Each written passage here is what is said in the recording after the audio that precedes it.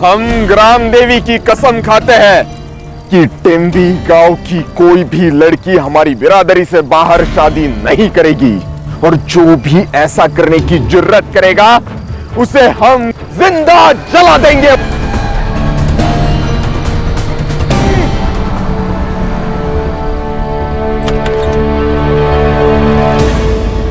चलो, गाड़ी तो आ गई।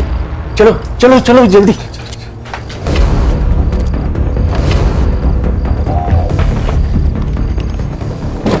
ये बैग मैं रखता हूँ, तुम जाओ अंदर बैठो, बैठो जल्दी।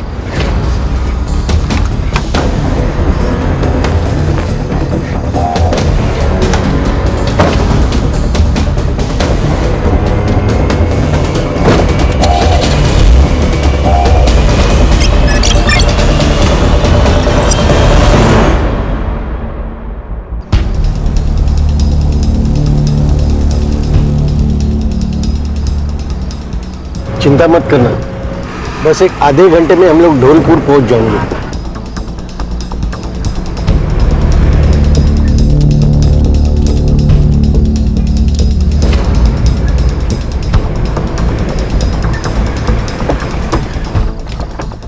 रामदास आ जाओ, चलो जल्दी चलो, जल्दी चलो, आ जाओ।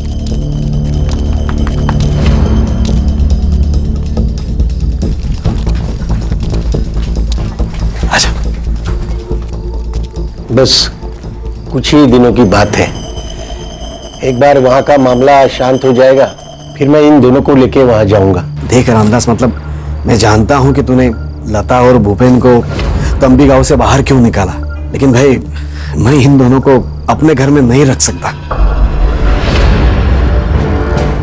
अरे ऐसा मत कहना, अरे तुम्हारे भरोसे पे तो हम लोग यहाँ आए, वो विलास और उनके गुंडे इन दोनों को मार देंगे। अरे रामदास, तू गलत समझ रहा है।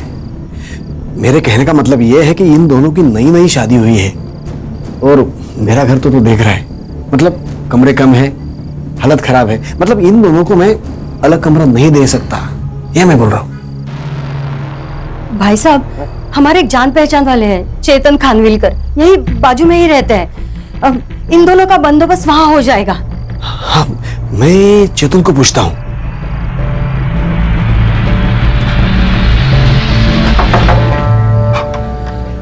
मकरम बाबू, क्या हुआ? अरे चेतन, ये मेरे दोस्त है रामदास, उनकी बेटी लता और भूपेन, इनको ना तुम्हारी मदद की जरूरत है। अच्छा, आइए आइए आइए अंकल, आइए, आ जाओ, आइए। आ जाओ। सोमवार से शुक्रवार मैं नासिक में रहता हूँ जॉब के लिए, शनिवार और रविवार यहाँ आ जाता हूँ। आप यहाँ रह सकते हो, पूरा घर इस्तेमाल कर सकते हो, लेकिन मेरा कमरा छोड़ के। बहुत बहुत मेहरबानी चेतन बाबू। आओ मैं तुम्हें कमरा दिखाता हूँ।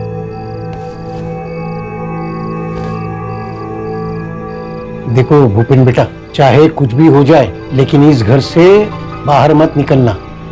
ठीक है। अगर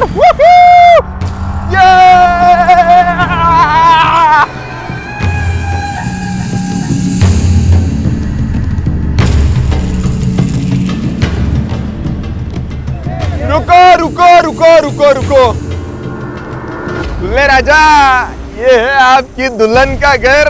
आय हाय, आय हाय। पंडित जी, आज यहाँ लता की शादी होगी और हमारी बिरादरी में ही होगी। नाचो रे, ये अरे काका, ये रहा आपकी बेटी के लिए दूल्हा। तुम्हारी वजह से मेरी बेटी घर से बाहर गई। क्या? हमें पता है लता घर में ही है।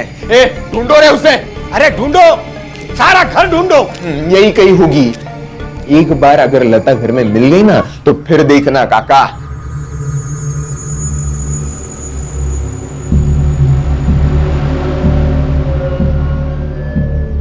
एक बात याद रखना विलास, अगर मेरी बेटी ने खुदकुशी की होगी ना, तो मैं पुलिस को सब कुछ बता दूंगा।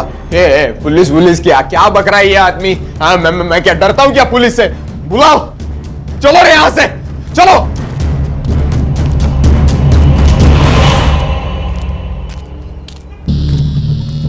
ये लता ज्यादा दूर गई नहीं होंगी।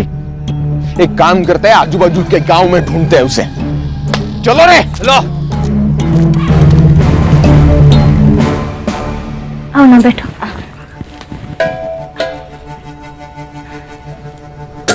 भूपेन कहाँ है? वो सो रहे हैं। अभी सब ठीक है ना? हाँ बिल्कुल ठीक है।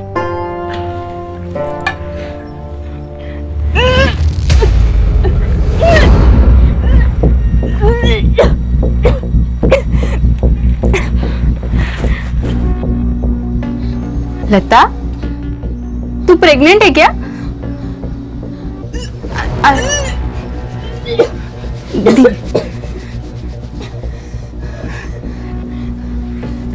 अरे तू तो सच में प्रेग्नेंट है। बैठ बैठ बैठ, धीरे बैठ। अरे पर ऐसा कैसे हो सकता है? तेरी शादी को तो सिर्फ 3 दिन हुए हैं ना?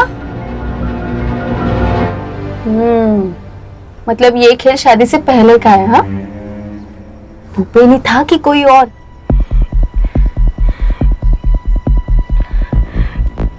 कोई और था।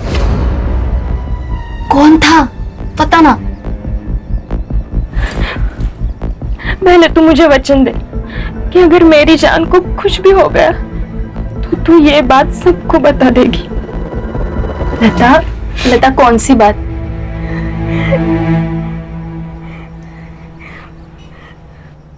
मेरे पेट में किसी का बच्चा है। किसका? मेरे पिता का। क्या? मेरा बाप मेरे ऊपर रेप करता था। मैं 14 साल की थी तब से। अरे पर तूने उनको रोका क्यों नहीं? तब हिम्मत ही नहीं थी।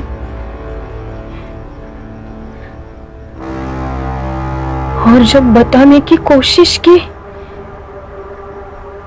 तब उन्होंने मुझसे जो कहा वो सुनकर मेरी हिम्मत ही खत्म हो गई।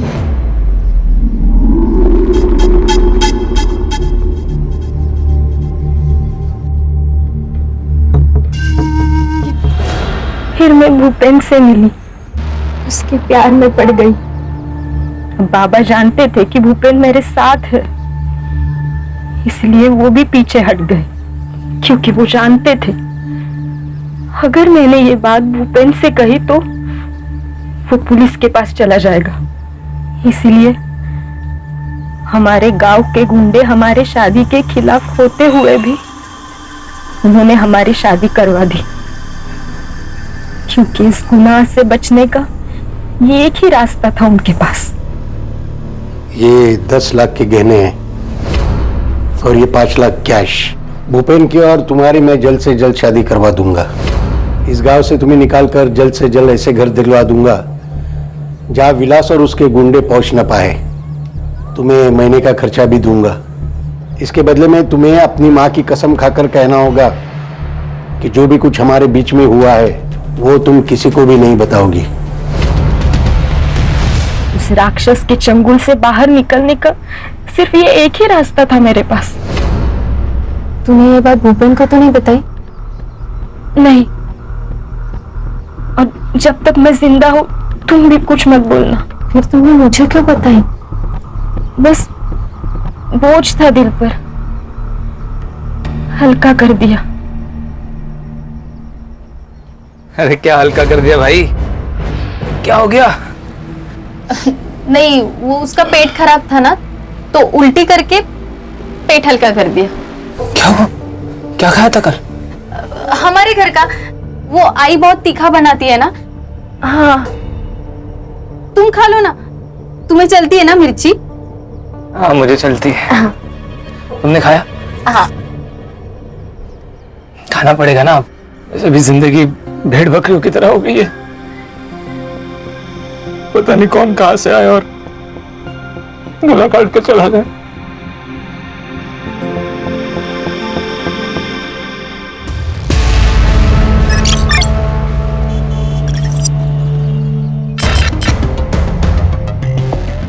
मैडम, पहली न्यूज टैक्सी ड्राइवर्स के स्ट्राइक की है। आज उनका मोर्चा निकलने वाला है। बाद में दिल्ली की न्यूज आएगी, बीच में एक ब्रेकिंग न्यूज डाल देंगे। क्या ब्रेकिंग न्यूज है? टैक्सी ड्राइवर्स के स्ट्राइक को ट्रक ड्राइवर्स यूनियन का सपोर्ट।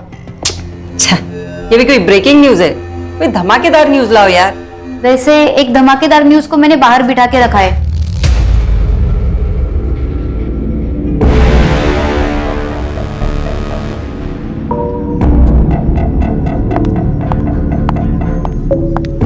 मैम, वो दोनों।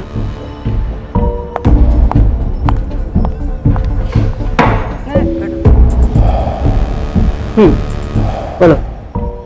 मैडम, मैं आपका प्रोग्राम देखती हूँ, निवेदिता की अदालत।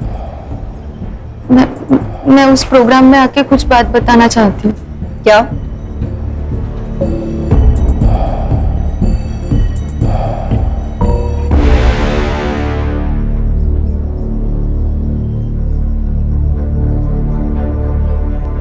मैडम, मेरा बाप पिछले 4 साल से मुझ पे रेप कर रहा है मैडम।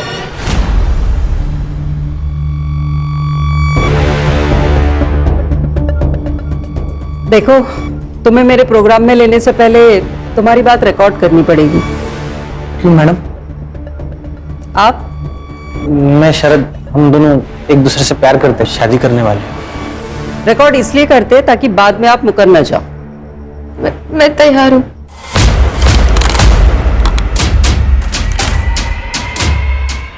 Ready cameraman? रोल करो कैमरा। रोलिंग। आपका नाम? भारती देशमुख। मैं शरद नागमोड़े। कहाँ से आप लोग? धौलपुर, नासिक। तुमने कहा कि तुम्हारा बाप तुम्हारे ऊपर रेप करता था। जी। कब से चालू हुआ ये सब? एक दिन आई मेरे पास आई और फिर। बेटा, इनकी भी घड़ी कर देना। हाँ माँ।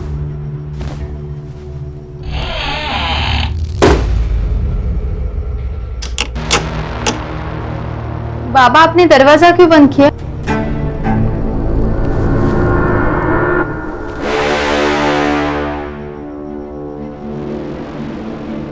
बाबा, बाबा छोड़ो ना मुझे।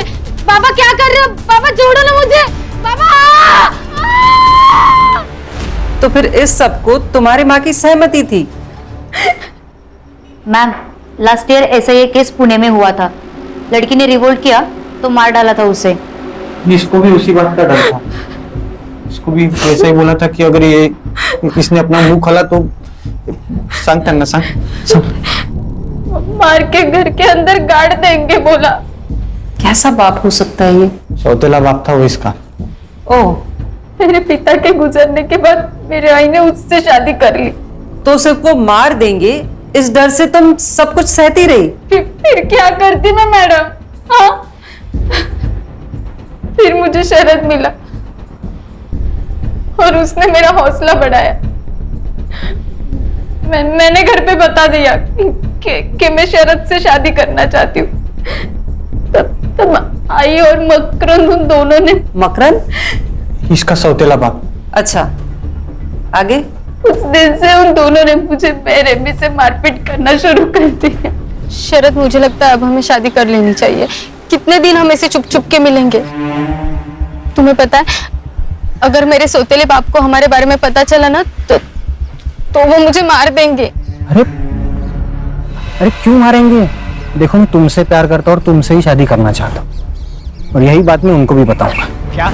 और इसके बाद भी तुम्हारे ऊपर अत्याचार होते रहे? हाँ, पर अचानक एक दिन सब बंद हो गया। कोई वजह? क्योंकि तब उसने लता पर बलात्कार करना शुरू कर दिया। लता? ये कौन है? मकरंद के दोस्त की बेटी। तो उसके दोस्त को ये सब कुछ पता नहीं चला? नहीं, लता और भूपेन अपने गांव से भाग के हमारे गांव में आए थे। मकरंद ने रामदास के कहने पे उन्हें हमारे बाजू वाले घर में रखा था। भागने की कोई वजह? उनका भी हमारे जैसा ही था, और भूपेन छोटी बिरादरी का था। भूपेन जब घर पे नहीं होता था तो मकरंद किसी न किसी बहाने उसके घर जाने लगा और लता पे बलात्कार करने लगा। ये सब कुछ तुम्हें लता ने कहा? हाँ, वो भी डरी हुई थी। उसने मुझे विनती की कि मैं ये सब रोकूं। तो फिर मैंने। आई, तेरे उस राक्षस को बोल दिया वो जो लता के साथ कर रहा है ना वो बंद कर दे। क्या? क्या बंद करने का? और नहीं बंद किया तो क्या करेगी तू? मैं कुछ करूं या ना करूं, भूपेन जरूर करेगा। ए, लता ने उसे सब बता दिया है और भूपेन ना पुलिस में जाने वाला है। मालूम नहीं मतलब? लता और भूपेन उस दिन से गायब हो गए थे। मैडम, मैंने और शरद ने बहुत ढूंढा पर वो गांव में तो कहीं नहीं मिले। मतलब वो लोग कंप्लेंट दर्ज कराने वाले थे और फिर गायब हो गए? मुझे शक है कि उस मकरंद ने कुछ किया होगा। You mean murder? हाँ, हो सकता है। ये सब कुछ तुम अपने माँ बाप के सामने बोलोगी? हाँ, बोल सकती हूँ। आयशा, कैमरा टीम को लेके इनके गांव जाओ, इनके माँ बाप और इनका लाइव डिबेट कराते हैं। Yes ma'am.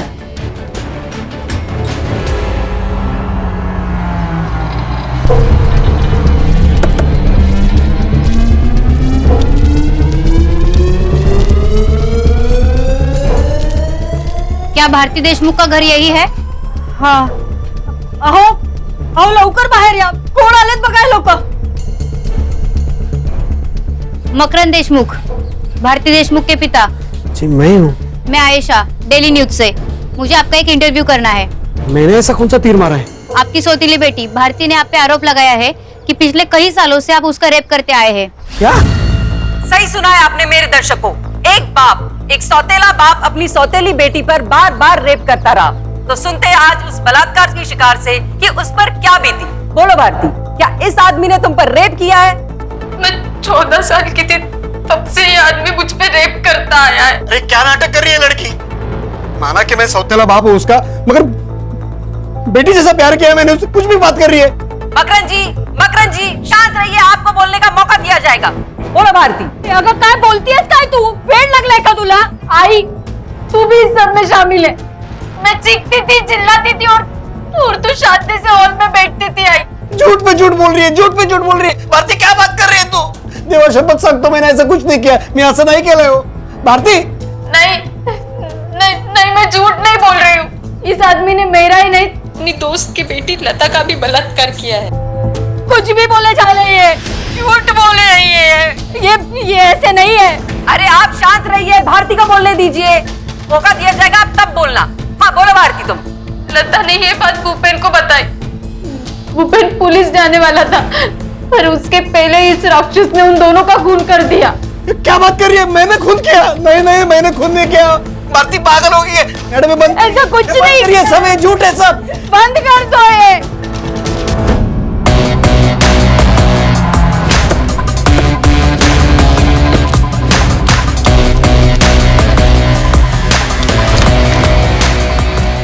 निवेदिता वर्मा से मिलना है। सर आप क्राइम ब्रांच मुंबई पुलिस। बोलिए, क्या प्रॉब्लम क्या है आप लोगों का सर? मैडम, इतना controversial matter, double rape, double murder, सीधा प्रसारण कर दिया। परमिशन ली किसी से? परमिशन? हमें किसी की परमिशन की जरूरत नहीं है। अच्छा, आपने या उस लड़की ने केस फाइल किया? हम क्यों केस फाइल करें? पागल हो गए हो क्या? ऐसा खींच के दूंगी ना कान के नीचे, सीधा पागल खाने जाना पड़ेगा। रश्मि मैडम, अगर उस लड़की के बाप ने रेप किया है और मर्डर भी, तो अब तक तो वो भाग चुका होगा। और अगर ऐसा हुआ होगा तो इसकी सारी जिम्मेदारी आप पर और आपके इस चैनल पर होगी। तो जाओ पकड़ो उसे।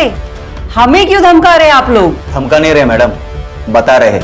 Adding escape of criminals comes under IPC 130, जिसकी सजा है 4 से 6 साल तक की। लगता है मैडम आपको अभी ना जेल में न्यूज चैनल खोलना पड़ेगा। हाँ, लेके चलो मैडम को पुलिस स्टेशन। सिर्फ आईपीसी 130 नहीं, 132, 133 है, 135 और 137 भी लगते हैं। देखते हैं मैडम को बेल कैसे मिलती है। चाहते क्या है आप लोग? लड़की का है। अगर मैं कहूं तुम झूठ बोल रही हो तो? साहब मैं झूठ बोल के मेरा और मेरे घर वालों का नाम क्यों खराब करूंगी साहब? मेरी जान को खतरा था, इसलिए मैंने ये कदम उठाया साहब। अगर जान को खतरा था तो यहाँ आने से पहले पुलिस के पास क्यों नहीं गई? मैं चाहती थी कि मेरे बाप ने जो कुछ भी किया ना वो पूरी दुनिया के सामने आ जाए, ताकि कोई बाप ऐसा राक्षस ना बने। तुम्हें पक्का यकीन है उस कपल का, क्या नाम है उसका? लता और भूपेन। हाँ, वो लता और भूपेन का मर्डर तुम्हारे बाप ने किया है? हाँ साहब, यकीन है। तुमने देखा था उसे? जी सोप्पा प्रश्न है। खून करते हो तो उसको देखा था क्या तुमने? अरे साहब, हमने उनको जगह जगह ढूंढा, पर जो शिकायत लिखाने आए थे वो कहाँ गए फिर? ठीक है, चलो। मगर तुमको ना अपने माँ बाप के ऊपर केस दर्ज करना होगा। क्या? नहीं साहब, मैं मेरे माँ बाप पे केस नहीं कर सकती साहब। नहीं, क्यों नहीं कर सकते? साहब हम दोनों को शादी करनी है साहब। हाँ साहब। साहब मैं नहीं चाहती कि मेरे सौतेले बाप का डर ना हमेशा हमारे सर पर रहे साहब। कोई बात नहीं सर, केस तो ये मैडम भी दर्ज कर सकती है। हाँ, और आईपीसी 130 से छूटने के लिए इतना तो कर ही सकती है ना आप मैडम। सिद्धार्थ, धौलपुर के लोकल पुलिस स्टेशन में फोन करके बोलो कि अगर मकरंद भाग गया तो हमें इन्फॉर्म करें, और अगर वो घर पे ही है तो हमारे पहुंचने तक उसके घर के बाहर पहरा लगा के रखने को बोलो। रश्मि, लता और भूपेन जिसके घर पे रहते थे उसको समन भेजो। इस वक्त सब लोग अपने घर जाओ, 2-3 दिन के कपड़े लेकर वापस मिलो। हम लोग सीधे यहाँ से तेम्बी गांव निकल रहे हैं, वहां से धौलपुर जाएंगे।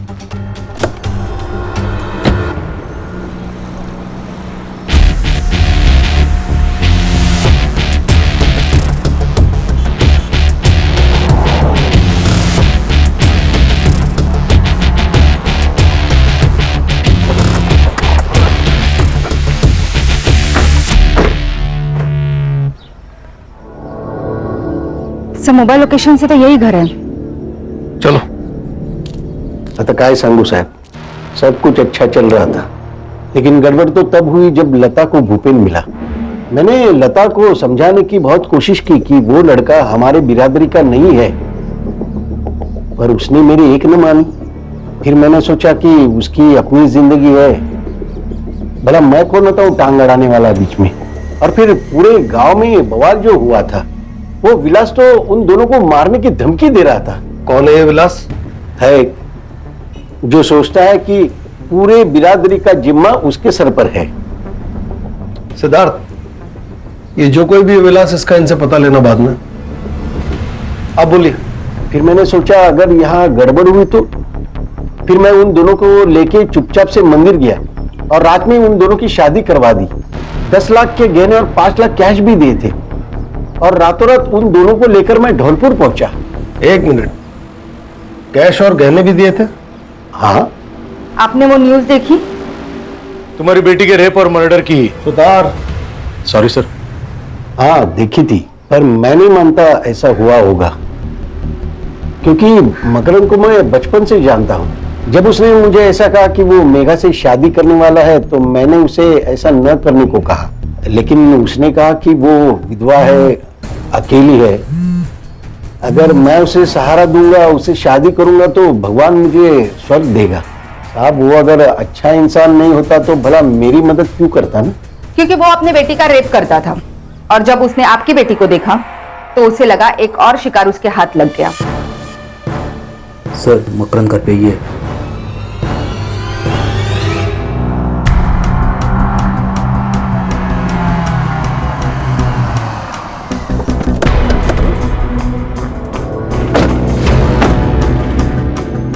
सर लोकल पुलिस वहां खड़े है, मतलब घर वही होगा। भारती को हम लोग मारते थे, ये बात कबूल है। सब उसकी कुछ वजह थी। लड़की को मारने की वजह भी होती है। अरे मैडम, ये तो उसे इसलिए मारते थे ताकि वो अगर शरद के साथ शादी करके चली गई तो फिर इसे रेप करने कौन मिलता है ना? बोल। नहीं साहब, मैंने कभी भी भारती को उस नजर से नहीं देखा साहब। इतनी सीधी तब से बेटी मारा है, बहुत प्यार करता हूँ उससे, बाप की तरह मारा है साहब। मैं कैसे 8 साल की थी तब हम लोगों ने शादी की। एक सगा बाप भी नहीं करेगा उतना किया है उन्होंने भारती के लिए। तेरे दोस्त की बेटी और दामाद कहाँ है? नहीं मालूम। नहीं मालूम? उसका भी रेप कर डाला तू? नहीं, मैंने रेप नहीं किया। मर्डर कर दिया ना उनका? बोल, बॉडी कहाँ फेंकी? बोल। ए, थाम रे, थाम। नहीं। भारती और लता का रेप, लता और भूपेन का मर्डर, इसमें तुम सस्पेक्ट हो। तुमको कस्टडी में लेना पड़ेगा। नहीं सब ऐसा मत करो साहब, सब ऐसा मत करो साहब। थाने से लेडीज कांस्टेबल बुलाओ, इन दोनों को कस्टडी में लो। Yes sir. ये लता और भूपेन जिसके यहाँ रहते थे वो खानविलकर आया नासिक से? चेक करता हूँ सर।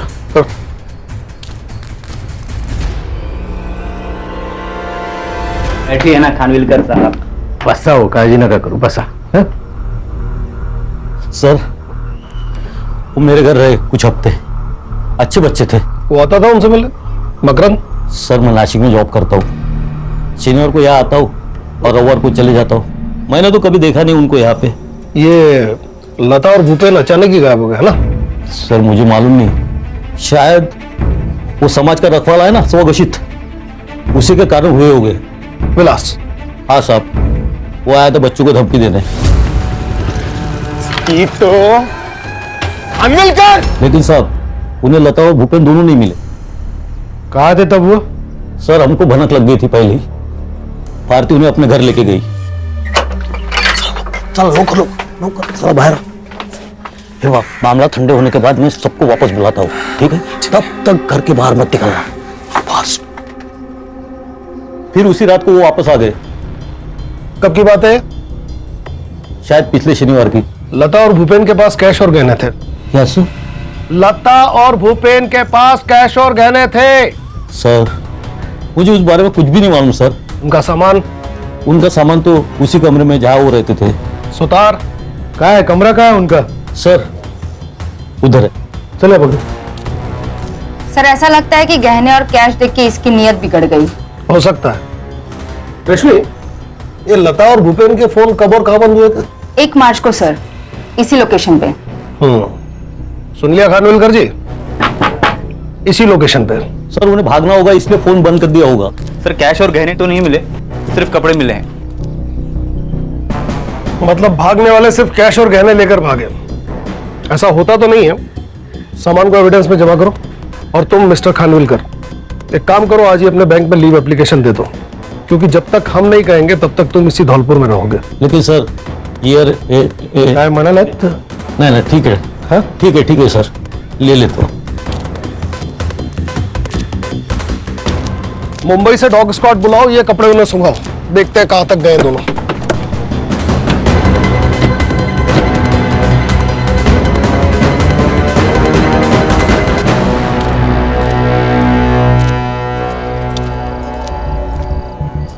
लैपटॉप है तुम्हारे पास?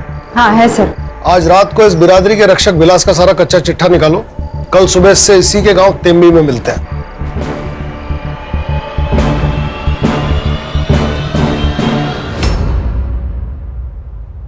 टेम्बी गांव की कोई भी लड़की हमारी बिरादरी से बाहर शादी नहीं करेगी, और जो भी ऐसा करने की जुर्रत करेगा जिंदा जला देंगे उसको। जिंदा जला देंगे?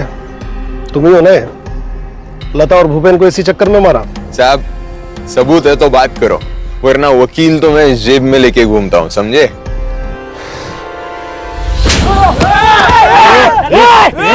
चल मागे, मला पण पाहिजे का एखादा? क्या रे, लोकल पुलिस समझा? क्राइम ब्रांच है मुंबई से। एक बार उठा के ले गए ना, तेरी 10 पीढ़ियों को पता नहीं चलेगा कि कहां गायब हो गया। अरे पर मैंने गुनाह क्या किया है? गुनाह? क्या रे, तू तो वकील ऐसा जेब में लेकर घूमता है? हाँ? तो तेरे वो जेब में बैठे वो वकील ने बताया नहीं हवा में ऐसा ऐसा तलवार घुमाना ये सब जुर्म है? चल तेरे को मैं जब भी दिखाता है तलवारबाजी क्या होती है अंदर। चल चला घेऊया नाक मध्ये, चल। जी ठीक है, मैं सर से बात करती हूँ, आप अपना काम शुरू करो। सर वो डॉग स्क्वाड आ गया है। गुड, देखते हैं इनके हाथ क्या लगता है। हेलो। यहाँ नेटवर्क ठीक नहीं है इसलिए लैंडलाइन से बात कर रहा हूँ। हाँ अच्छा हुआ कॉल किया। छोटी आई ने खाना खाया? हाँ मैंने अपने हाथों से उनको खाना खिलाया। बहुत बढ़िया। अब तुम थोड़ी देर के लिए अपने कान बंद करो और फोन अपनी छोटी आई को दो, मुझे अपनी बीवी से प्यार वाली बातें करनी। हाँ ठीक है ठीक है। रखा? हेलो ज्योति, कैसी हो? याद आ रही है मेरी? सच्ची? आ रही है। सुधार बाबू, हाँ ये सर की बीवी तो कोमा में है ना, हाँ, क्यों? तो फिर ये बात कैसे कर रहे हैं? तेरी बीवी का एक्सीडेंट हो गया और वो कोमा में चली गई, तो क्या बात नहीं करेगा उससे? अरे क्या सुधार बाबू, या अभी तक मेरी शादी भी नहीं हुई है और आप कहाँ मेरी बीवी को कोमा में डाल रहे? टीम में नया है तू, हाँ? हळूहळू समझेल तुला अपने सर कैसे है वो। भूख लगी, अभी खाना खा ले। हाँ चलो। सॉरी करता हूँ। सर, दोनों बॉडीज जिस गड्ढे में गाड़ी गए थे वहाँ पे फॉरेंसिक वालों को एक फर्टिलाइजर मिला है, यूरिया। मर्डरर ने बॉडी डिकम्पोज करने के लिए केमिकल फर्टिलाइजर का इस्तेमाल किया है। पता करो कि यहाँ यूरिया कौन यूज करता है। सर, यहाँ पे गांव में सब लोग यूरिया ही यूज करते हैं। इतने बड़े गड्ढे में डालने के लिए कम से कम 10 से 15 बोरियां लगेंगी। पता करो कि 1 मार्च के आसपास इतना माल किसने उठाया, और यहाँ का कोई लोकल सप्लायर जो विलास, चेतन या फिर मकरम का दोस्त हो। यहाँ के लोकल ज्वेलर से पूछताछ करो गहने और कैश के बारे में, क्योंकि बॉडी के साथ गहने और कैश नहीं मिले। मर्डर की वजह गहने भी हो सकते हैं। कल तक मुझे पूरा ब्यौरा दो। पोस्टमार्टम रिपोर्ट सर सुबह तक आ जाएगी।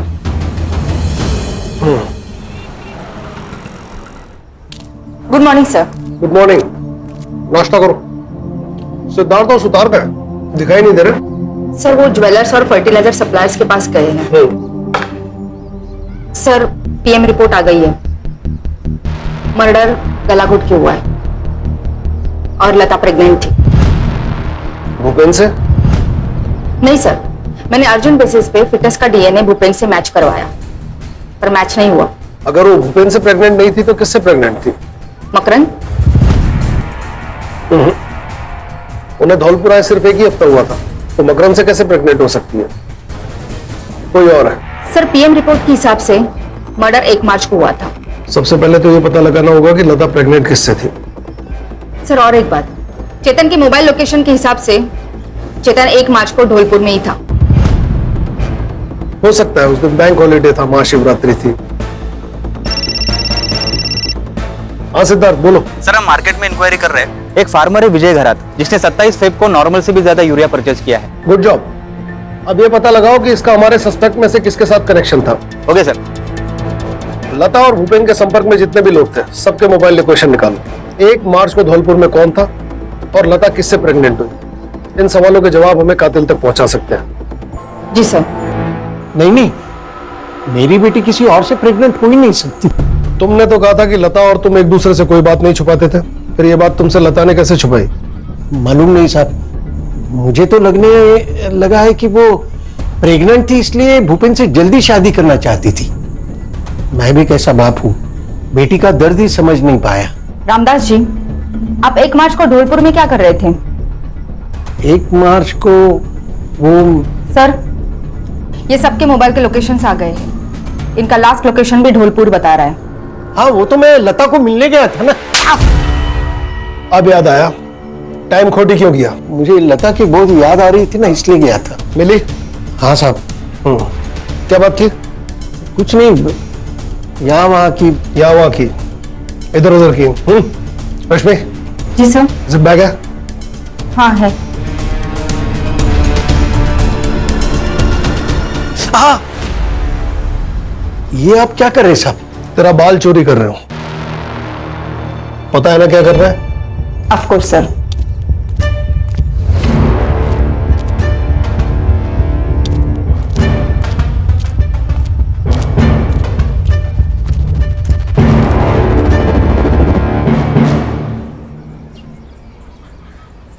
हाँ सुतार, फौरन मुंबई के लिए रवाना हो और वहां से शरद और भारती को लेकर तुरंत आओ।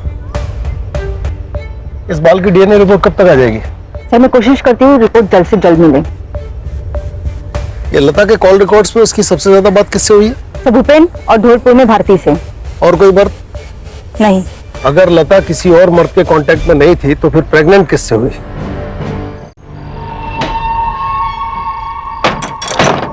कहाँ भाग रहे हो?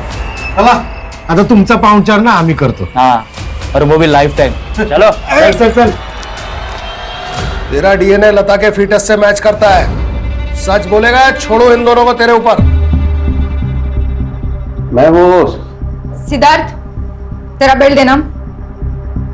देखिए साहब मैं सच कह रहा हूँ साहब। देख, तू यहाँ कितना भी झूठ बोल ले, लेकिन कोर्ट में नहीं बचने वाला। लेकिन साहब मैंने कुछ नहीं।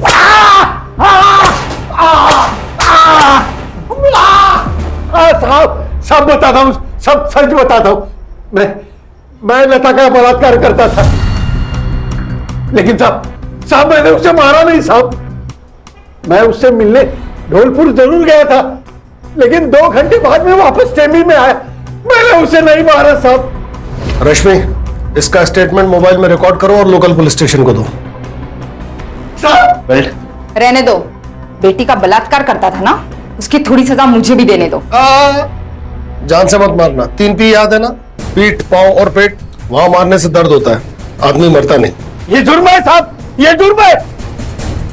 हाँ जुर्म है, लेकिन जो तूने किया उसके आगे बहुत छोटा जुर्म है। साहब मेरी बात सुनो, मैं सच कह रहा हूं साहब। सर आपको कुछ अजीब नहीं लग रहा है? मतलब सर दोनों लड़कियों के ऊपर उनके बाप रेप करते थे। दोनों लड़कियों की शादी बिरादरी के बाहर के लड़कों के साथ हुई। सॉरी सर, मैं नया हूं, पर मुझे लगता है कि ये पूरी कहानी उस लता की है जिसे भारती अपनी कहानी कह रही है। लगता तो है, इसीलिए मैंने सुतार को उन्हें लाने के लिए भेजा। सर ये भी तो हो सकता है कि इस पूरी कहानी को इस भारती ने अंजाम दिया हो। ये भी हो सकता है। वो विट्ठल गराज जिसने यूरिया खरीदा था मिला? कल सुबह तक पहुंच जाएगा। मिलते ही जरा अच्छी तरह से बात करना, तब तक हम ये शरद और भारती से मिलते हैं। सर मैं मेरी नॉलेज के लिए पूछना चाहता हूँ, ये भारती का मुंह आप कैसे खुलवाएंगे? झूठ बोलकर। बसो बसो बसो। साहब हमें यहाँ से नहीं लाना चाहिए था, वो मकरंद मार देगा हमें। कैसे मार देगा? हमारी कस्टडी में हो, अभी वो जिंदगी भर जेल में रहेगा रेप केस के लिए, तुम्हारी माँ भी। रश्मि, भारती को गवर्नमेंट हॉस्पिटल लेकर जाओ और इसका मेडिकल करवाओ। जी सर। मेडिकल किस लिए? देखो भारती, कितने सालों से मकरंद ने तुम्हारे साथ रेप किया, मेडिकल से ये पता चलेगा कि कितने सालों से और कितनी बार रेप हुआ। पर मुझे नहीं करवाना है मेडिकल टेस्ट। देखो, मेडिकल के बिना केस कमजोर पड़ेगा। कोर्ट सिर्फ तुम्हारी बात पे यकीन नहीं करेगी, उसे सबूत भी चाहिए। नहीं, मुझे नहीं करवाना मेडिकल। सर आप तो जबरदस्ती कर रहे हैं। रश्मि, हथकड़ी लगाओ और लेकर जाओ इसे। नहीं, मैं सब बताती हूँ। मैंने झूठ बोला, मुझ पे कोई रेप नहीं हुआ है। इसने मुझे झूठ बोलने को कहा था। अरे क्या बक रही है साहब, ये झूठ बोल रही है साहब। नहीं सर, इसी ने बताया था। जब मैंने इसे लता के रेप के बारे में बताया था, तो इसने मुझे कहा कि ऐसा ही रेप का इल्जाम तुम्हारे बाप पे लगाते, फिर वो जेल जाएगा और घर और पैसा हमारा। साहब मैंने ऐसा कुछ नहीं बोला, ये झूठ बोल रही है। साहब जब लता ने मुझे गहने दिखाए और कहा कि उसके बाप ने उसे मुंह बंद रखने के लिए 5 लाख रुपए दिए, तो वो बात मैंने इसे बताई, तभी इसने पैसे और गहने चुराने का प्लान बनाया। अरे साहब वो गहने मेरे पास नहीं है। क्योंकि वो गहने हमारे पास है। आज सुबह लोकल पुलिस ने तुम्हारे घर की तलाशी ली और वो गहने बरामद कर लिए।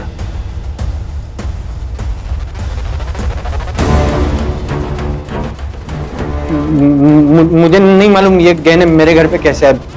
शायद आप लोगों ने छुपाए होंगे मुझे फंसाने के चक्कर में। सर विट्ठल खराज से बात हुई है कि शरद ने उसे यूरिया की बोरियां ली थी। देखा, तुम्हारी मोबाइल लोकेशन भी वहीं की थी। सबूतों की बारिश हो रही है। एक और सबूत दूं? सुतार, इसका बैग चेक करो, कैश उसी में मिलेगा। सर अरे सर बैग में कुछ नहीं है।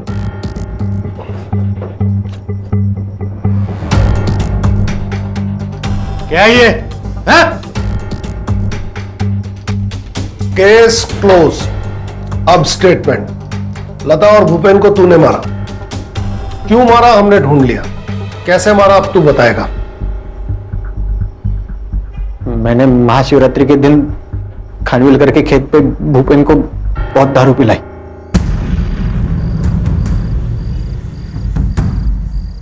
और जब वो पीके टून हो गया तो उसकी जेब से चाबी निकाली और खानविलकर के घर में घुस गया। और जैसे ही मैं अंदर घुसा साहब, खानविलकर बाहर आ गया। मैं डर गया साहब, मैं अंदर जाके छुप गया।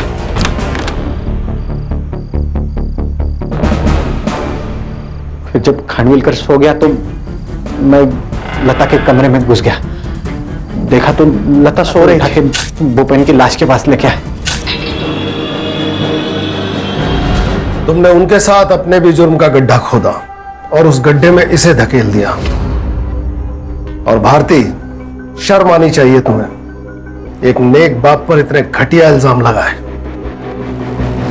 मैं आपसे हाथ जोड़कर माफी मांगता हूं, हमने आप पर गलत इल्जाम लगाया। अरे साहब, मगर मैं आपसे एक वादा करता हूं, वो चैनल जिसने आपकी बिना सोचे समझे बेइज्जती की, मैं उस पर केस ठोकूंगा और आपको बेआबरू करने का हर्जाना दिलवा के रहूंगा। साहब, अरे नहीं, शुक्रिया, बहुत बहुत शुक्रिया।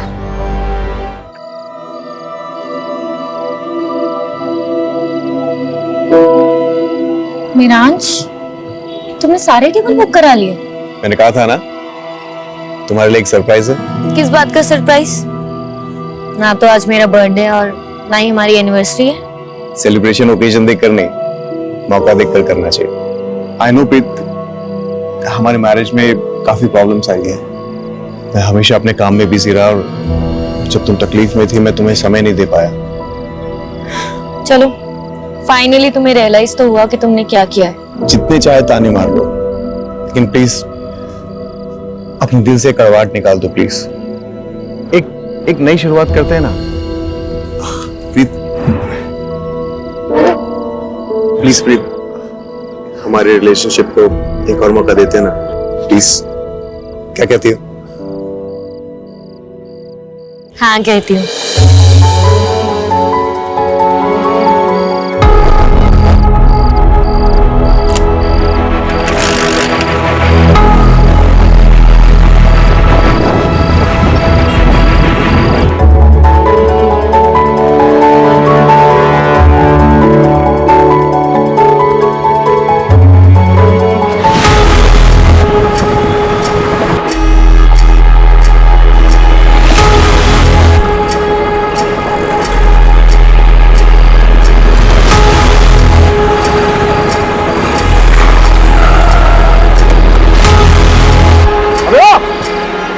गाड़ी क्यों रोकी?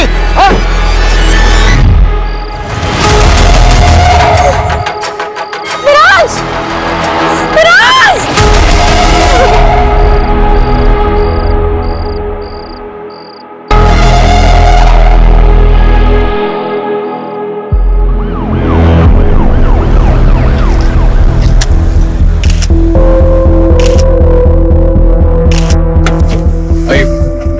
मैडम, किलर का टारगेट महराज ही था। रिपब्लिक पार्टी का लीडर, उसकी वाइफ प्रीत भी उसके साथ में थी। ओके। और किलर ने सिर्फ महराज को ही मारा। बॉडी को मैंने पास के अस्पताल में भेज दिया है और उसकी वाइफ काफी सदमे में। उसका कहना है कि वो किलर को देख नहीं पाई। मैडम, 3 बुलेट शेल्स मिली है। महराज भाटी काफी पॉपुलर पॉलिटिशियन था। ये केस हमारी रात की नींद उड़ाने वाला है। प्रीत को थोड़ा टाइम देते हैं, फिर उनसे बात करते हैं और किलर की डिटेल्स लेते हैं।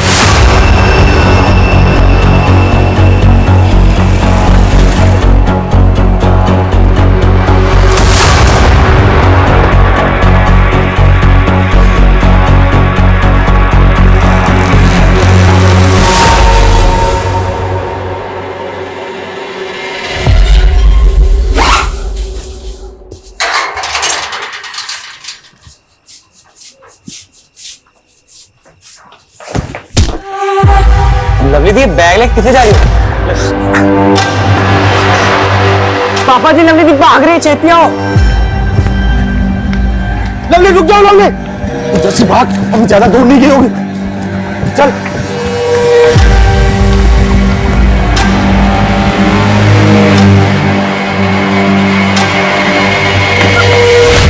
पूरे खानदान की नाक कटवाने चली है तू। तुम्हारा ऐसी हरकत की ना तो तेरी जान ले लूंगा, समझी तू? चल चल। ये लीजिए। प्रीत जी, अपने आप को संभालिए। गोली चलाने वाले की शक्ल तो देखी होगी ना आपने? हेलमेट पहना हुआ था। बाइक का नंबर? कुछ नहीं देख पाई मैं, कुछ नहीं देख पाई।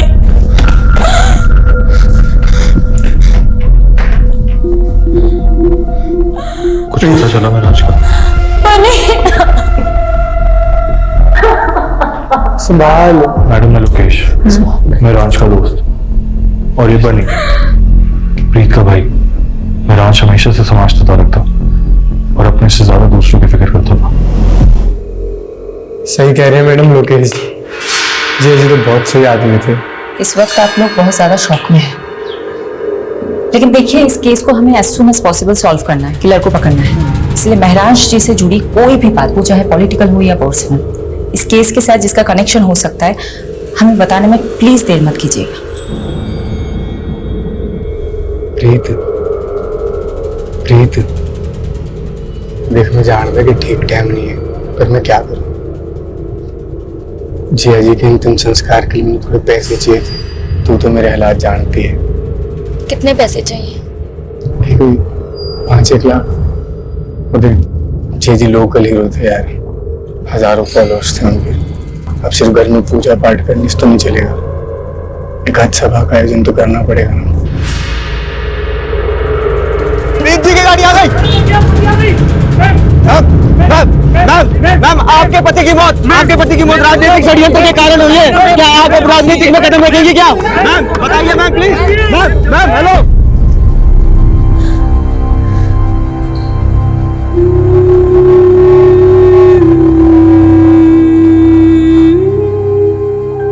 पानी पी, वो पी ले।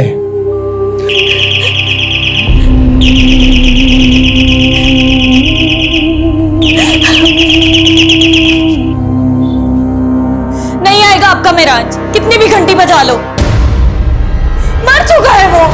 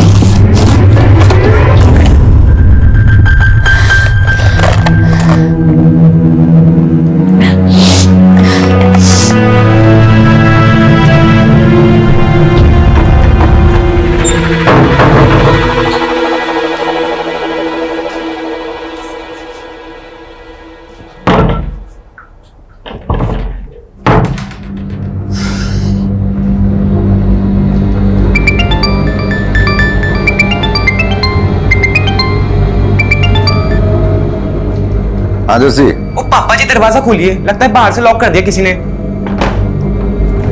जस्सी, मेरा भी किसी ने दरवाजा बंद कर दिया। ये जरूर लवली ने किया होगा। हाँ मैं पहुंच गई हूँ, तुम कहाँ हो?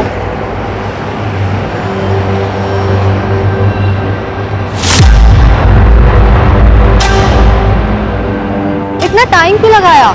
ओए सूरजमुखी, प्यार का पहला खत लिखने में वक्त तो लगता है ना।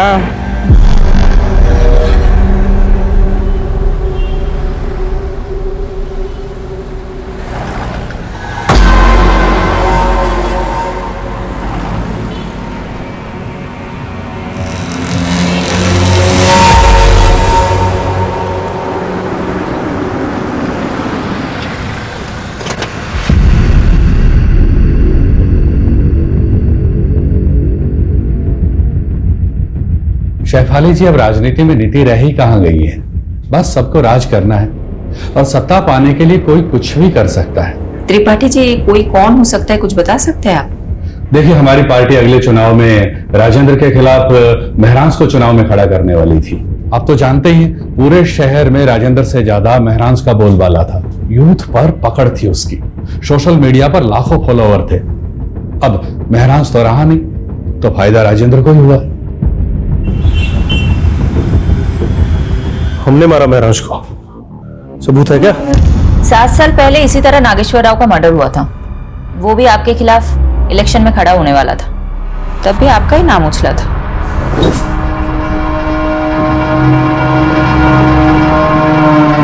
शेफाली सेन गुप्ता कपूर, वो क्या है ना शेफाली, महरांश का हमसे कोई मुकाबला नहीं था। और वो अंग्रेजी में क्या कहते हैं? फिलोसफी। उसकी फिलोसफी में ही गड़बड़ थी। जिस देश में लोग जाति और धर्म के नाम पर चुनाव लड़ते हैं, उस देश में वो शिक्षा और इलाज की बातें कर रहा था। उनकी फिलोसफी लोगों को काफी पसंद भी आ रही थी। कहीं इसलिए आपने उसे गोली तो नहीं मरवा दी? एक काम करो शेफाली, पहले सबूत लेकर आओ और फिर हमें गिरफ्तार करो। छोड़ो ना शेफाली, तो बेकार की मरने मारने की बातें। काफी देर से वेट कर रही थी ना तुम, और वैसे भी तुम्हारी ये जो वर्दी है ना, इसमें बहुत गर्मी होती है। एक काम करो, आराम से बटन बटन खोलो और पांव पसार कर बैठ जाओ। ये हमारा पर्सनल कैबिन है। ना ही तो यहां कोई सीसीटीवी कैमरा है और ना ही कोई कार्यकर्ता आता है। ये रमा है, और जो हमारे करीब रहता है उसकी तरक्की और तबादला दोनों बड़े आराम से हो जाता है।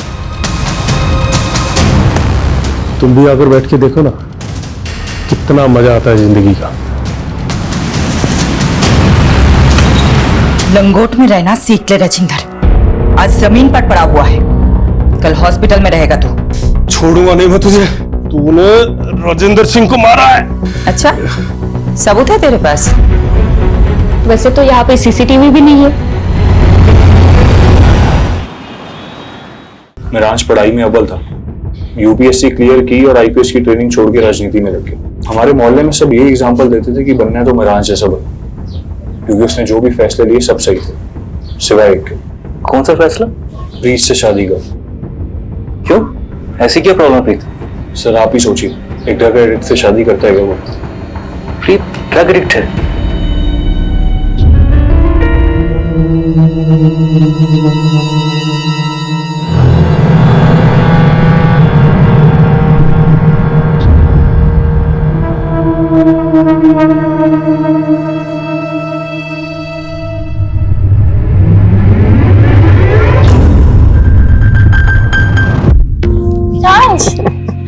क्या कर रहे हो? आज कोई समाज सेवा नहीं, आज पत्नी की सेवा।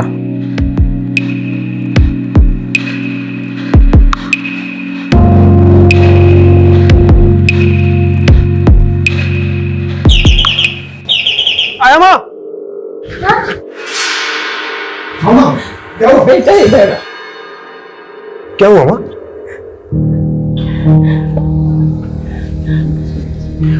कोई बात नहीं माँ, आराम से। एक सेकंड, आप आराम से बैठिए, मैं चादर बदल देता हूँ।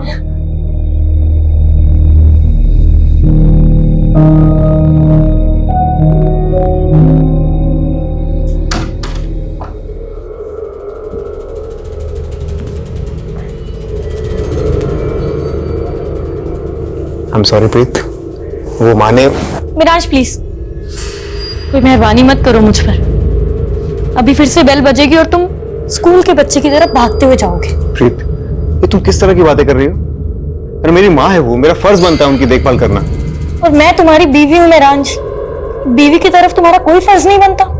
प्रीत, मैंने आज तक कभी तुमसे कुछ नहीं छुपाया। तुम पहले से जानती थी मेरी लाइफ के बारे में। बेहतर होगा तुम एक्सेप्ट करना चालू कर लो।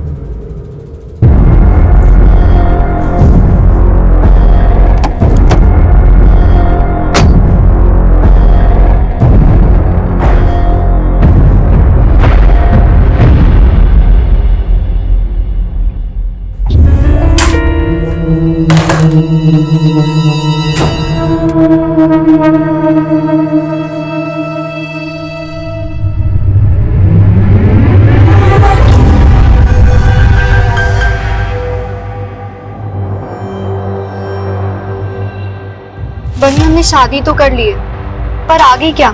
तूने यार मेरे लिए अपना घर छोड़ता, मैं तुझे थोड़ी कुछ होने दूंगा।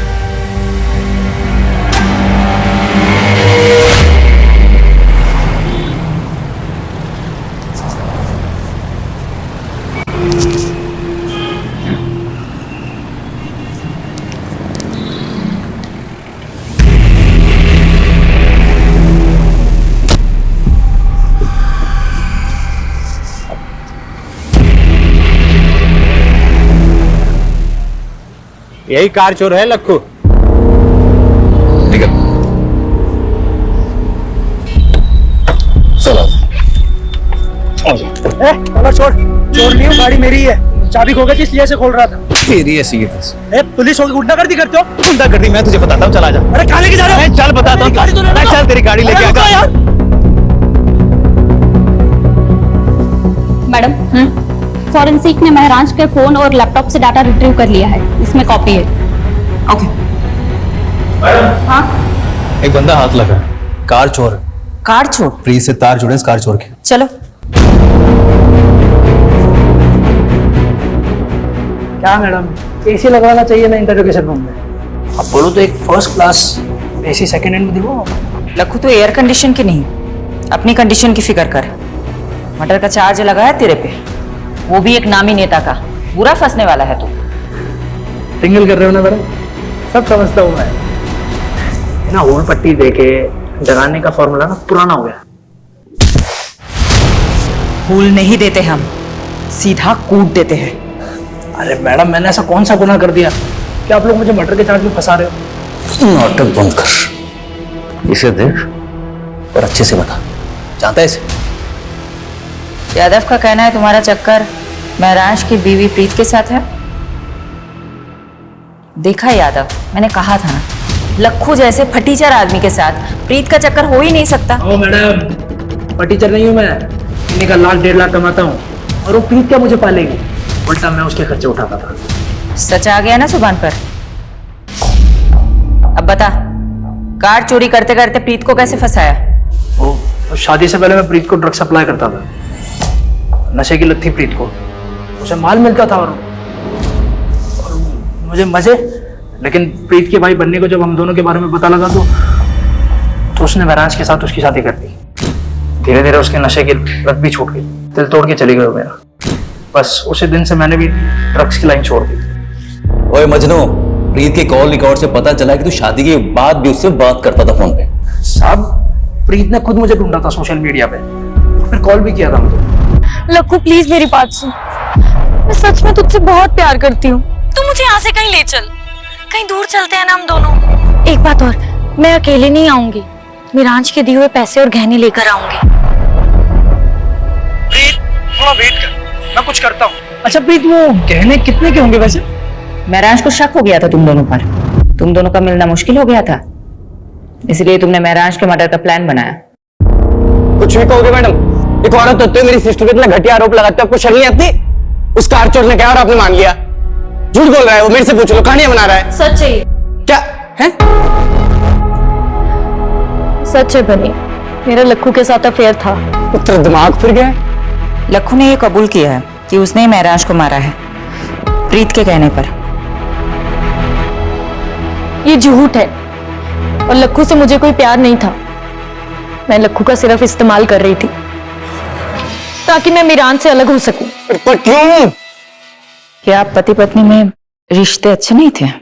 मीरान और मेरा प्यार से ज्यादा दया हमदर्दी का रिश्ता था। उसके लिए तो मैं सिर्फ एक सोशल प्रोजेक्ट थी जिसने मेरे जैसी नशे की मारी औरत का भला किया था।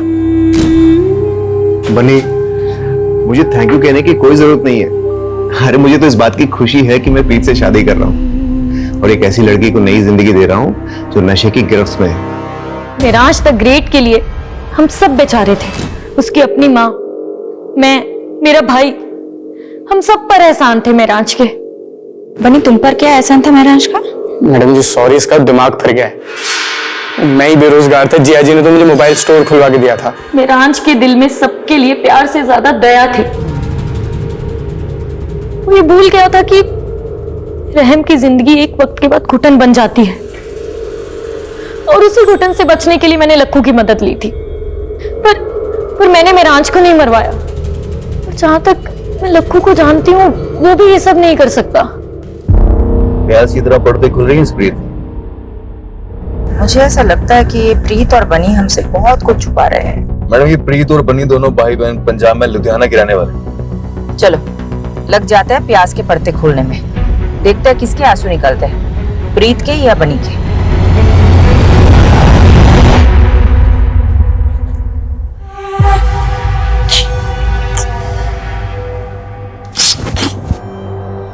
मिल गई मेरे लिए फुर्सत?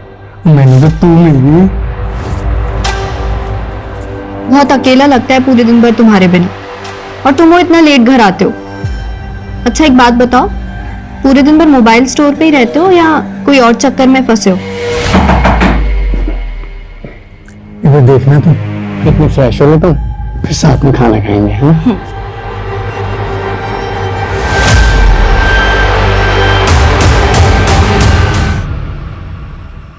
महराज भाटी के केस में उलझो, कोई सस्पेक्ट नहीं मिला? सस्पेक्ट्स है, सबके पास मोटिव भी है, लेकिन इतना रायता फैल चुका है ना, I am losing my objectivity. कोई दिशा नहीं मिल रही केस में। आई थिंक महराज को आइडिया हो गया होगा कि उसकी जान को खतरा है। कैसे? शिफाली, जो लोग पब्लिक और पॉलिटिशियंस के बीच में घिरे रहते हैं ना, उनका इंट्यूशन बहुत स्ट्रांग हो जाता है, वो अपने आसपास के खतरे को सूंघ लेते हैं। अगर महराज भाटी को भनक थी कि उनकी जान को खतरा हो सकता है, तो वो प्रिकॉशनरी स्टेप्स तो लिए होंगे ना? बिल्कुल। आमीन, अगर मैं महराज भाटी की जगह होता तो उस शख्स के खिलाफ सबसे पहले सबूत इकट्ठे कर रहा होता जिससे मुझे सबसे ज्यादा खतरा हो। मेक सेंस, लेकिन अगर बस good night and good luck to both of अस।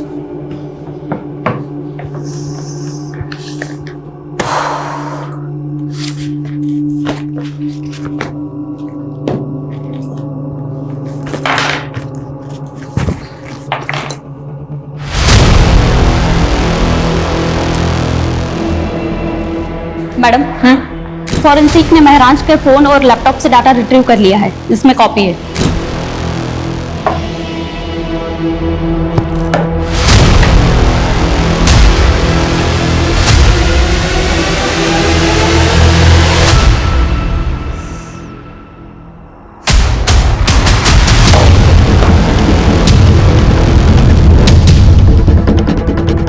पारुल, मैंने तुम्हें एक एड्रेस भेजा है, कल सुबह 9 बजे मुझे इसी एड्रेस पे मिलना, 9 AM शार्प।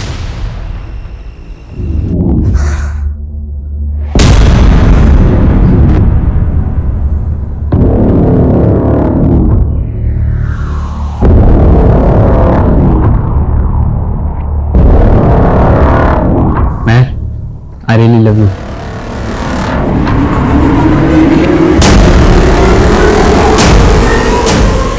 एक मिनट, एक किस के 500 लूंगी और 2 किस के 800। क्या बात है यार, तेरा तो पूरा मेन्यू कार्ड रेडी है। और अगर तू 1000 देगा तो फिर मैं अपना टॉप भी निकाल दूंगी, और अगर 3000 तो फिर ये सारे कपड़े। हाँ,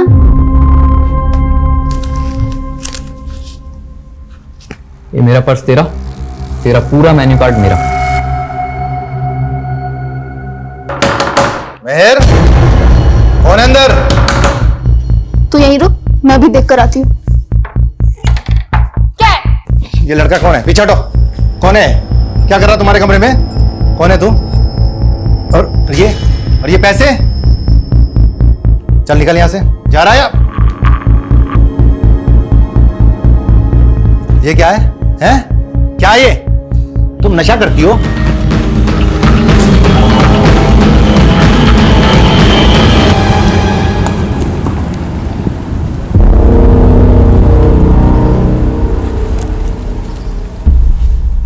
चार साल पहले आपकी बिल्डिंग के कंस्ट्रक्शन के दौरान एक इमारत गिर गई थी, 7 मजदूर मारे गए थे। तब महराज भाटी ने आपके खिलाफ PIL फाइल की थी और हाई कोर्ट ने फैसला सुनाया था आपके खिलाफ। मजदूरों के परिवारों को कॉम्पेंसेशन के तौर पे पैसे और प्लॉट देना पड़ा था। काका, अब यही होगा आपका ठिकाना और यही बनेगा आपका अपना घर। मैडम, वो है ना, कोर्ट के काम मेरे वकील देखते हैं, मैं नहीं देखता हूँ। तो महराज को धमकी भी आपके वकील ने ही दी थी क्या? महराज भाटी, अपने काम से काम रखने का क्या लेगा तू भी क्या याद रखेगा? मैं ही बोलता हूँ, माताजी के नाम पर गुड़गांव में एक आलीशान पेंट हाउस और 50 लाख कैश, और अगर इससे भी तेरा पेट नहीं भरा तो तेरे पेट में कूलियां भरवा दूंगा। मुझसे तोलमोल करना आपके बस की बात नहीं मिस्टर दीपक झुंझुनवाला। बेहतर होगा कि आप उन गरीबों को मुआवजा दे दीजिए। ये आवाज आपकी है ना मिस्टर झुंझुनवाला? अब ये मत बोलिएगा कि किसी ने आपकी आवाज की नकल की है।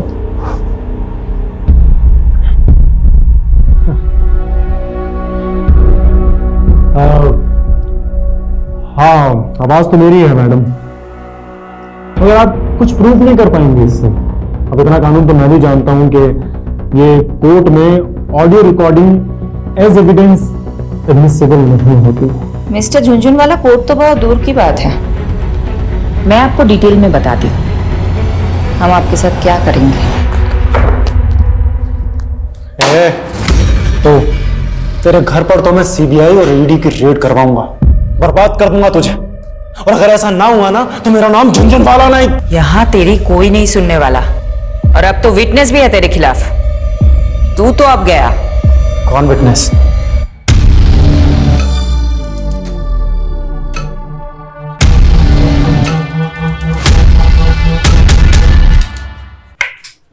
तुम अंधेरे में क्यों बैठे हो? महर ने फिर बदतमीजी की क्या? तुम इग्नोर करो, अभी बच्ची है वो। रंजीता 16 साल की हो गई है महर, और अभी तक मुझे अपना बाप मानने के लिए तैयार नहीं है। मुझे लगता है वो हमारा लिव इन में रहना एक्सेप्ट नहीं करेगी, इसलिए हमें शादी कर लेनी चाहिए। प्लीज समर, महर को अपने मतलब की यूज करना बंद करो। हम दोनों साथ में हैं क्योंकि हम दोनों को एक दूसरे की जरूरत है। अच्छा, एक काम आया है, वो करना है, काफी बड़ा घर है, कल डिटेल में बात करते हैं।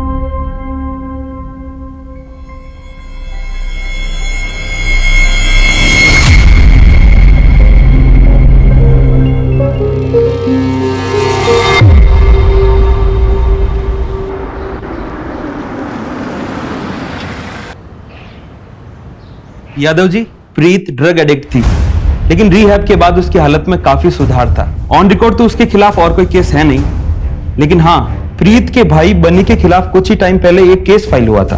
बनी के खिलाफ क्या मामला था? किडनैपिंग का। ये रही उस केस की फाइल। आंटी प्लीज कुछ खा लीजिए, महराज कहीं भी होगा आपको इस हाल में देख के बहुत दुखी होगा। लोकेश, अब तुम्हें माँ जी की फिक्र करने की कोई जरूरत नहीं है। मैंने इनके लिए फुल टाइम नर्स अपॉइंट कर दी है। तुम नहीं भी आओगे तो चलेगा। प्लीज, माँ जी को नर्स की नहीं अपनों की जरूरत है। तो इनकी अपनी मैं हूं ना, बहू हूं इनकी। इनका ख्याल कैसे रखना है वो तो मुझ पर छोड़ दो। अब तो बनी भी यही है, वो भी माँ जी का ध्यान रखेगा। तुम जा सकते हो।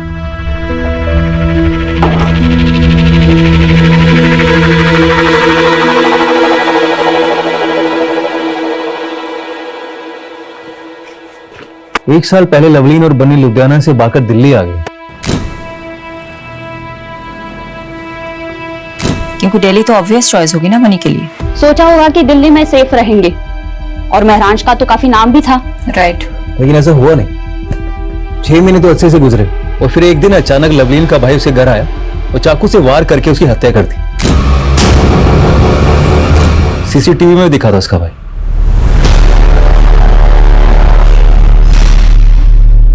मैंने मारा है अपनी बहन लवलीन को।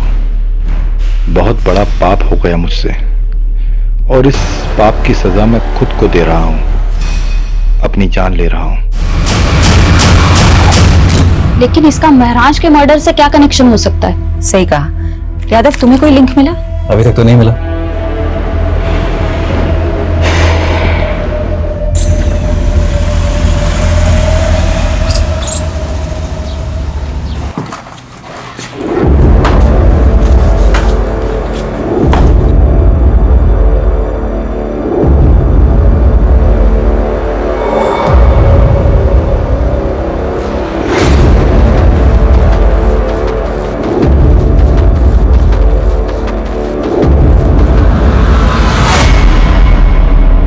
किससे मीटिंग चल रही थी? कैबिन से बाहर जाता तो कोई दिखा नहीं हमें। पीछे के दरवाजे से भेज दिया। जरूर कोई महिला रही होगी। कौन थी? राजेंद्र जी, आपकी इन्हीं हरकतों की वजह से आपकी पार्टी ने आपको टिकट नहीं दिया। टिकट से क्या होता है? महराज को भी टिकट देने वाले थे ना आप लोग। क्या हुआ? ऊपर का टिकट पहले कट गया उसको। देखिए, आज जो प्रस्ताव लेकर आए हैं उसमें आपका ही फायदा है। महराज के अलावा आपकी पार्टी के पास कोई ऐसा उम्मीदवार नहीं है जो आपको चुनाव जितवा सके।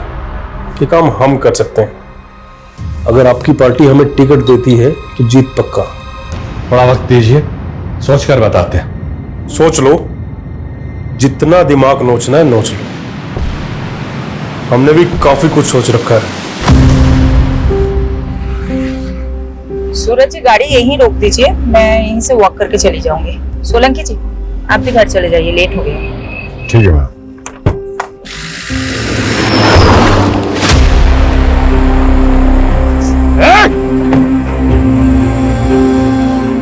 मैडम आप ठीक है? हाँ हाँ, देखिए किसकी गाड़ी है।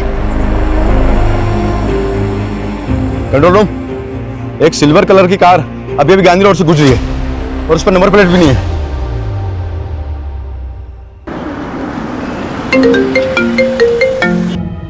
तुम और वीडियो कॉल, क्या हो गया? तुम ठीक हो? कहाँ चोट आई है, दिखाओ मुझे। अच्छा तो तुम्हें पता चल गया? मेरे भी सोर्सेज हैं, लेकिन बात मत बदलो तुम। उस गाड़ी का कुछ पता चला? पता नहीं चला, लेकिन चल जाएगा। राजेंद्र का क्रिमिनल रिकॉर्ड है, पॉलिटिक्स में आने से पहले हफ्ता वसूली करता था। पूरे चांसेस है कि ये हमला उसी ने करवाया होगा। शक राजेंद्र पे भी है और दीपक झुंझुनवाला पे भी। दीपक झुंझुनवाला ने तो मुझे खुलेआम धमकी दी है। मेरे कुलीग ने बताया कि झुंझुनवाले की लीगल टीम ने एक एंटीसिपेटरी बिल ले रखी है। सुनो ना, पारुल का फोन आ रहा है, मैं तुम्हें बाद में कॉल करती हूँ। Okay bye bye. हाँ पारुल बोलो। Madam ji, Winshore private limited में महराज का एक्सीडेंटल इंश्योरेंस पॉलिसी था। मैंने मैनेजर को बोल दिया है कि फाइल निकलवाए और यादव सर को भी अपडेट कर दिया है, वो वहाँ पहुँच रहे। यस मैम, महराज भाटी का एक्सीडेंटल इंश्योरेंस था हमारी कंपनी में और करीब 6 महीने पहले उन्होंने एक एक्सीडेंटल क्लेम किया भी था, लेकिन हमने उसे रिजेक्ट कर दिया। किस बेसिस पर रिजेक्ट किया था? मैम वो एक्सीडेंट था ही नहीं, महराज भाटी पर हमला हुआ था, वो भी जानलेवा। महराज भाटी पर हमला हुआ था, वो भी जानलेवा। पता चला आप जख्मी हुए तो मिलने चले आए और क्लेम आया है एक्सीडेंटल इंश्योरेंस का। क्लेम? पर मैंने तो कोई क्लेम नहीं किया। वो प्रीत जी ने किया है। वो एक्चुअली मैंने सोचा हॉस्पिटल के एक्सपेंसेस कवर हो जाएंगे ना, बस इसीलिए। सॉरी, लेकिन हमने वो रिजेक्ट कर दिया, ये कंपनी की पॉलिसी के खिलाफ है ना। मैनेजर साहब, आप प्लीज इस हमले के बारे में किसी से मत बताइएगा। मैं नहीं चाहता कि ये बात मीडिया तक पहुंचे और बात का बतंगड़ बने। यानी इसका मतलब महराज पे पहले भी हमला हुआ था। अजीब बात तो यह है, प्रीत लोकेश या बनी ने हमें ये बात नहीं बताई। हो सकता है इन तीनों में से भी कोई शामिल हो। अब हम अपने तरीके से पता लगाते हैं। इंश्योरेंस क्लेम फाइल से उस डेट का पता करो और महराज का फोन उस डेट के आसपास किन किन लोकेशन में एक्टिव था उसका पता लगाओ।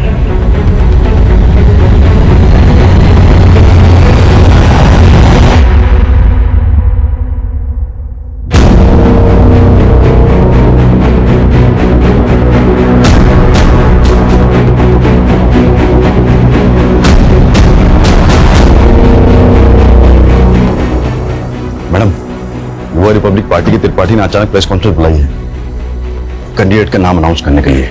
बहुत सोच विचारने के बाद सर्वसम्मति से हमारी पार्टी ने यह फैसला किया है कि महरांश भाटी की जगह इलेक्शन का टिकट उनकी पत्नी प्रीत भाटी को दिया जाएगा।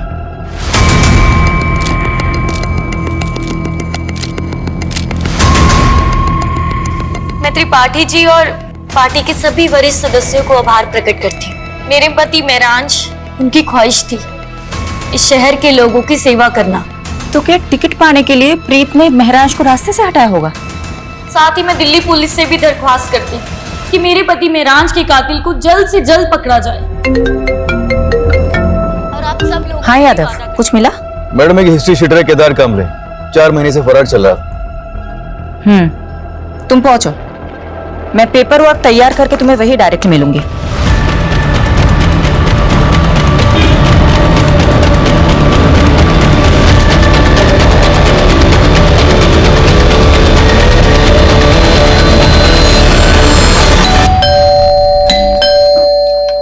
अरे ऐसे कैसे है हमारे पास? बेहतर होगा आप चुप रहे। सोलंकी पूरा घर छान मारो। मैडम पर चेक करो। अरुण, अरे सर ऊपर कहाँ जा रहे हो? अबे चुप कर।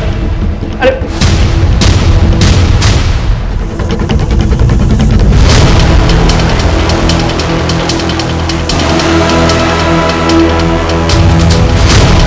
मैडम, नशे का गोदाम भरा या तो नार्कोटिक टीम को इन्फॉर्म करो।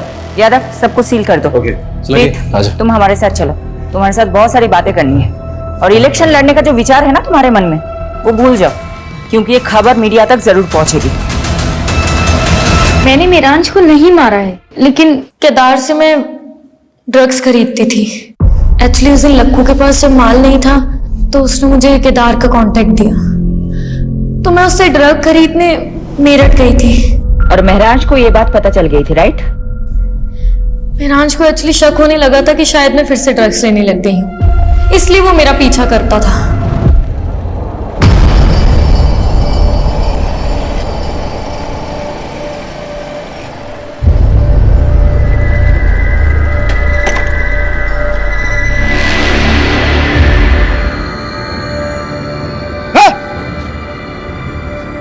क्या हो रही? हाँ? क्या हो रही? अगर तुम्हें प्रीत को दोबारा ड्रग्स बेचा ना, मुझसे बुरा कोई नहीं होगा, समझा? तू होगा दिल्ली का नेता और ये मेरठ है और यहाँ मेरा राज चलता है, समझा ना तू? चल निकल। तेरी लेकिन फिर भी मेराज का इरादा नहीं बदला। और तुम तंग आ गई थी। तुम्हारे नशे की लत के आगे महराज दीवार बनकर खड़ा था, इसलिए तुमने उसे मरवा दिया, राइट? ऐसा नहीं है। क्या कोई पॉलिटिशियन इस काम में शामिल था जिसने तुम्हें महराज की जगह इलेक्शन में खड़ा करने का लालच दिया था? मैंने महराज को नहीं मारा, और जहाँ बात इलेक्शन में खड़े होने की है, वो मैंने सिर्फ महराज की इच्छा पूरी करने के लिए किया। आप प्लीज मेरा यकीन कीजिए, इनफैक्ट मैं सच बोल रही हूँ। महराज जैसे आदमी में भी तुमने ऐप ही देखे, तुम पे कौन यकीन करेगा?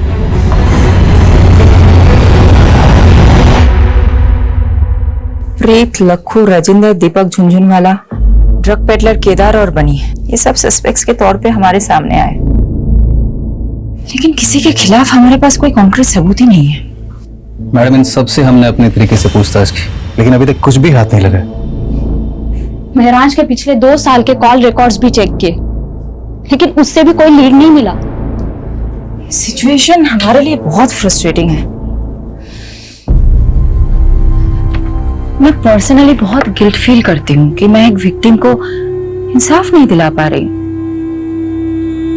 एक माँ से उनका बेटा छीन गया, लेकिन हम कुछ कर ही नहीं पा रहे।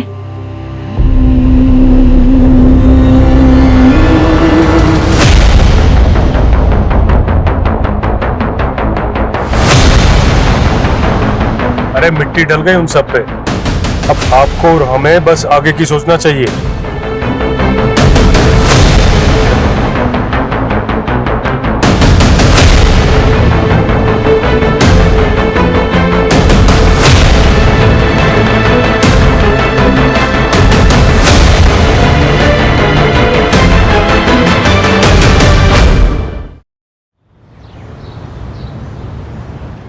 ये तो हमारी बेटी की बदकिस्मती है जो इतनी छोटी सी उम्र में विधवा हो। वैसे भी अकेले जिंदगी काटना बहुत ही मुश्किल काम है। वैसे भी हमारी बेटी अभी तो यंग है, इसीलिए हमने इसकी दूसरी शादी का विचार किया, और हम बहुत खुशकिस्मत हैं जो हमें इतना अच्छा लड़का मिला।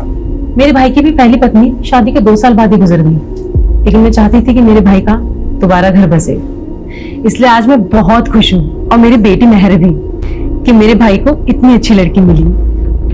क्यों समर, सही कहा ना? इस बात पर एक ग्रुप सेल्फी तो बनती है। आ जाओ सब।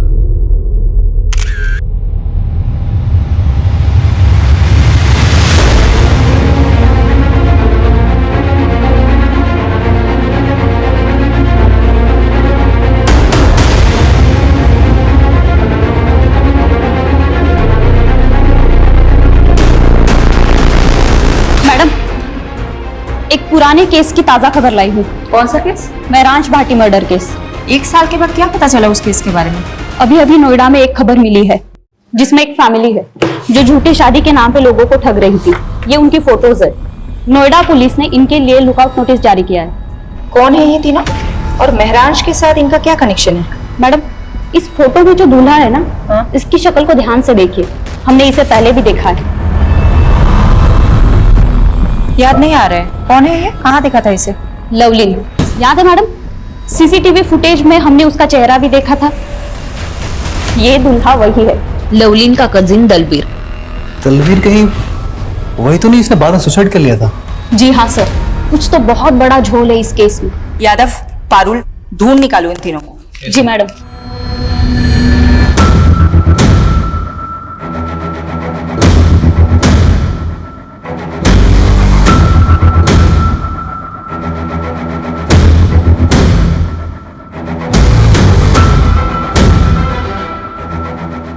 मैडम, उस औरत के बारे में पता चल गया। रंजीता नाम है उसका। कुछ साल पहले प्रोस्टिट्यूशन के धंधे में थी, लेकिन अब A क्लास की एस्कॉर्ट होगी और अब लोगों को ठगने का काम भी शुरू कर दिया उसने। चारा डाल दो। ओके। 5,000 दूंगा, लेकिन जगह एकदम सेफ होनी चाहिए। उसकी फिक्र मत करो। कैसी जगह जाना है, होटल या? अरे नहीं नहीं, होटल नहीं, ऐसी जगह जहां पुलिस का लफड़ा ना हो। समझ गई। चलो, मैं जानती हूँ इसे एक सेफ जगह।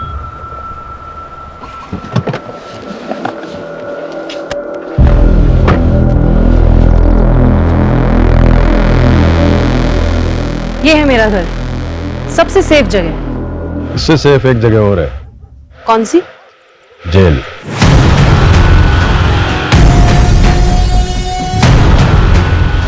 अरुण,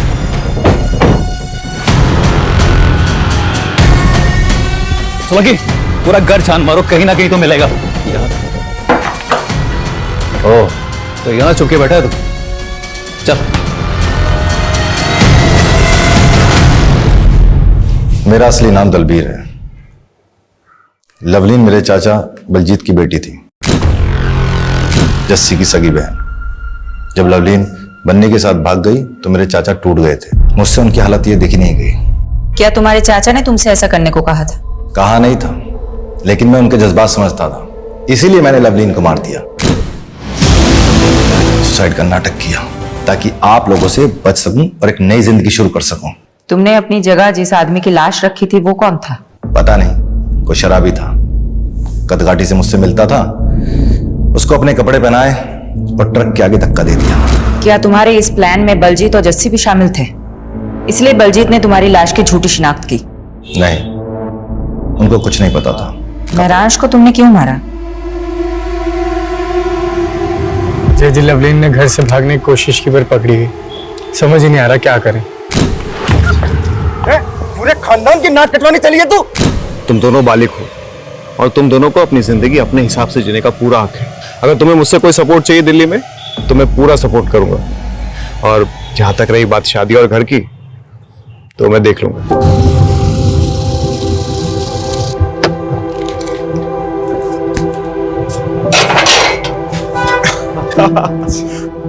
जीते रहो, जीते रहो, मुबारक हो। अब आज से यह है तुम दोनों का नया घर। आओ, और किराए की बिल्कुल फिक्र मत करना। 3 महीने का एडवांस मैं पहले ही दे चुका हूँ। शुक्रिया महराज भैया, अगर आप नहीं होते तो हम दोनों कभी एक नहीं हो पाते। और तुम दोनों की शादी की अर्जी मैंने कोर्ट में ऑलरेडी डाल दी है, और जल्दी तुम दोनों हस्बैंड वाइफ बन जाओगे। लवलीन कभी अपने प्लान में कामयाब नहीं होती अगर वो महराज उन दोनों को सपोर्ट नहीं करता। मेरे चाचा को जो दुख पहुंचा, मेरे खानदान पर जो कालिक लगी, उसका जिम्मेदार महराज था। गुस्सा भी आता है और तरस भी आता है तुम्हारी ऐसी पिछड़ी सोच पर। क्या गलत किया था तुम्हारी बहन ने? वो बालिग थी, उसे हक था अपनी मर्जी के लड़के के साथ शादी करने का। तुम होते कौन हो किसी की जिंदगी के फैसला करने वाले? और जिस चाचा के नाम पर तुमने ये जुर्म किया है ना, वो भी आज तुम पर शर्मिंदा होंगे। क्राइम पेट्रोल्स के और भी दिलचस्प कहानी देखने के लिए हमारे चैनल को सब्सक्राइब करें और बेल आइकॉन दबाना न भूलें।